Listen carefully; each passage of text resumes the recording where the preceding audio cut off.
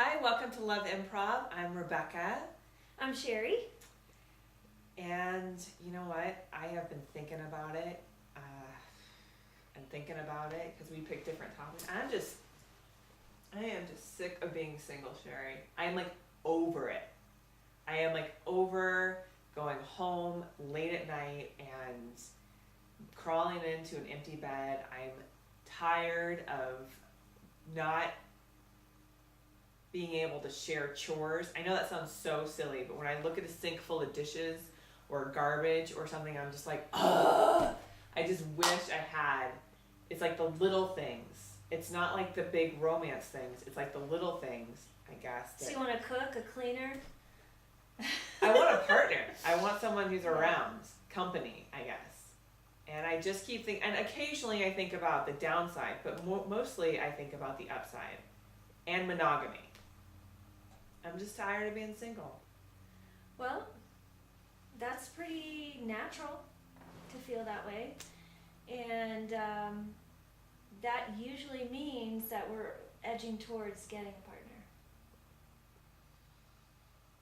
I just feel like that song, wishing and hoping and dreaming, whatever.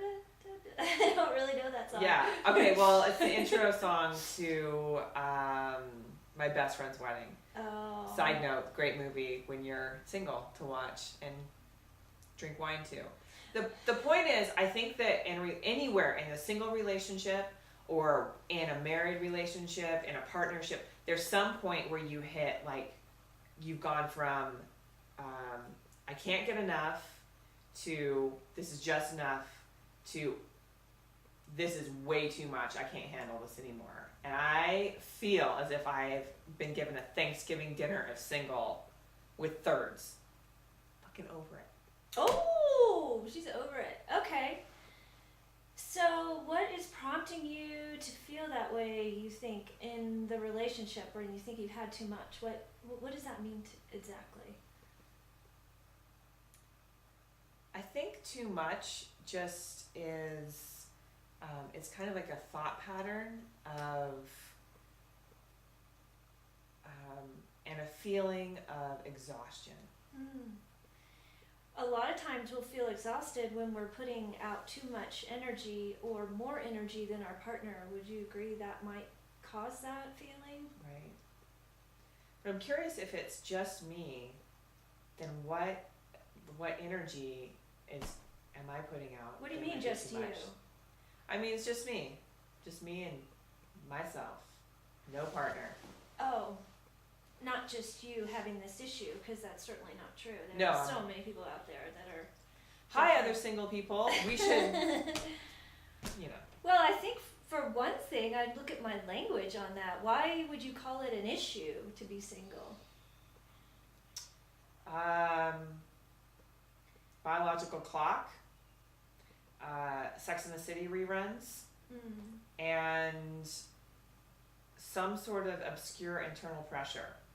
Yeah, I think that that's exactly what I'm feeling from this, is that you are worrying too much about being single and not exploring what makes you truly happy and brings you joy.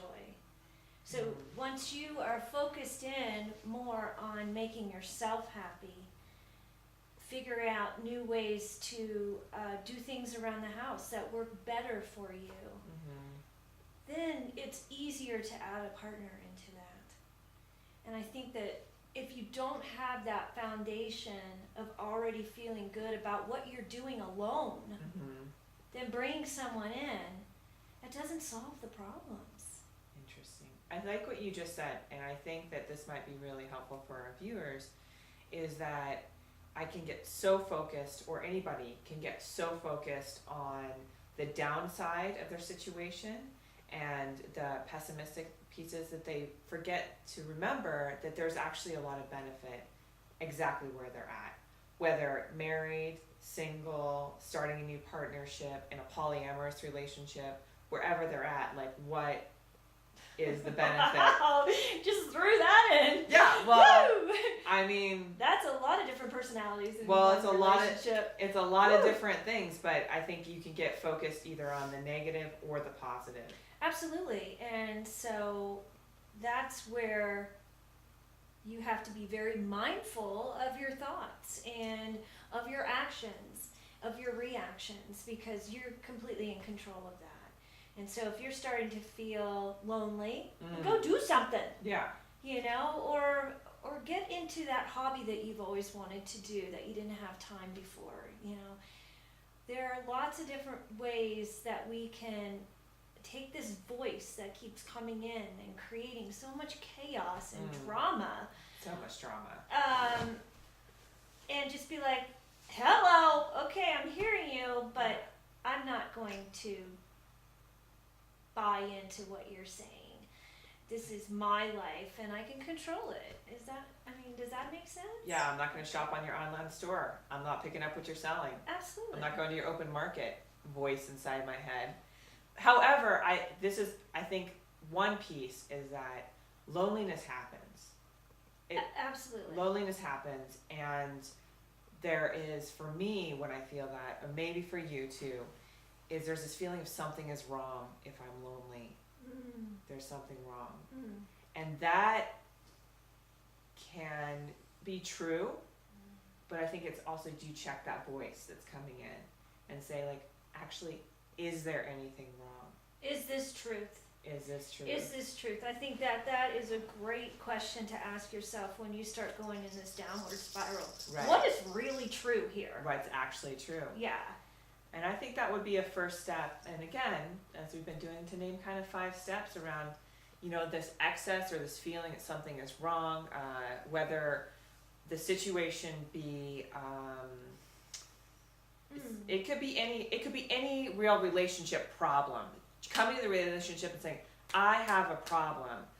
One of the first steps is to examine that, whether it be single or suspicious or whatever's happening, is to say, is that true? Is that actually true? Well, I think before you get to that place, you acknowledge and you are without judgment. And then you ask, is this true? Because then you've come to a place where you're just sort of, okay, I'm sitting with this. I'm feeling through it. I'm seeing it, however it is that you're imagining this. And then you're looking at it without judgment and asking, is this really true? So without judgment can mean a lot of different things to different people. And so as you hear that, I just want to clarify, what is without judgment? That would mean without blame. Blaming someone else for your misery. Nice. In this situation, I think. Right. So as you dig a little deeper and go through this, maybe a third step is to take ownership in your part of it. Is to say, yes, I'm being impacted by my environment, I'm having impact on my environment, but what choice points am I making to how can I take ownership in this? Which may shed new light on your position. It may make you acknowledge you're looking at more of the negative, the lack, that what I don't have is, and then you can take ownership again of what you do have, or both parts really. Yeah. And then I guess the last point would be to create a solution from all of that. Right. And that may be changing your relationship. Yeah. I mean, that definitely can be one of the options that come up for you that become your truth. So loneliness doesn't always mean that there's a problem. And the exploration of truth, I think, is one of the greatest intentions we can have when entering into any relationship, whether it be with just yourself, or with another person, with a community, whatever that looks like. So explore, go deeper, and post questions you might have on our Facebook page. We're also on YouTube. So thank you so much for watching. I'm Rebecca. Keep it sexy. I'm Sherry. Love courageously.